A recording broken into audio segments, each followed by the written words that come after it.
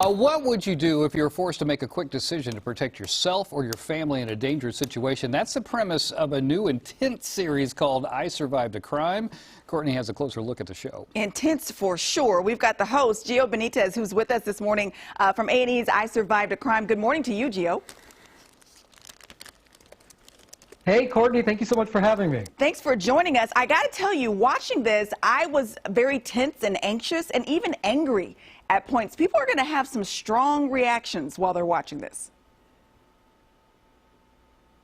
They really are, but I hope that at the end of the day, what they see, because these are some very, very tough cases. You're seeing these videos happen, high definition, you are hearing what's going on, but I hope that people really feel that this is a show about strength and resilience. It is about humans doing anything they can to survive, and especially during these tough times that we've been through, I hope that people look at this and say, you know what, they were through some tough situations.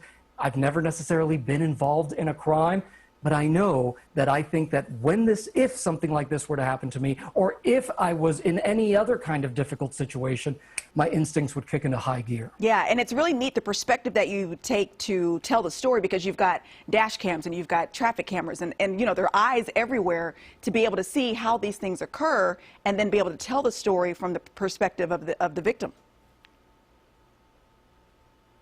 Yeah, we've never had a show on television that just focuses on the survivor. It just tells their story. It takes you through what happened, and after you see what's going on, they're telling you what they were thinking at that moment, but they're also telling you what they're thinking after. How did they get out of it? How did they get through the trauma of that? And then we're also going to look at what law enforcement says, because law enforcement doesn't necessarily agree with everything the survivors did. That's okay, because we're going to tell you what law enforcement thinks you should do in a situation like this. That's very intriguing.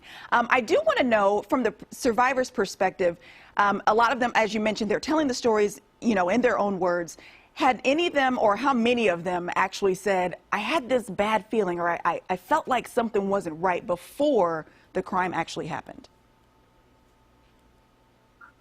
You know, a few of them did sense that, a few of them saw that, but I got to tell you, most of these cases, people were totally caught off guard. They had no idea that this was happening. And so it really even makes you think, oh, wow, this really was a split-second decision. Whatever it is they did, they just acted. They got no training for that. They had no previous, you know, knowledge that would give them any leg up on this. And they went in and they did it and they survived. It's pretty incredible. It's kind of proof that instincts mean a lot. You know, you got to listen to your gut and listen to those instincts. So again, it's called I Survived a Crime, hosted by Gio Benitez. It's on Wednesdays on A&E, 10 o'clock.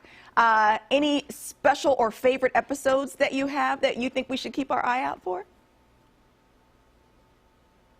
This very first one is incredible. The Allen family, you're going to hear from little Lexi as she holds a phone, you know, recording these incidents. And it's frightening, but it's very, very powerful. Inside their own car. It's bananas. You have to see this. Gio, thank you so much for your time this morning. Appreciate it. Code, back over to you. If they want to talk to me about my incident with the catalytic converter being stolen off my car, I'll volunteer for an episode. Just saying.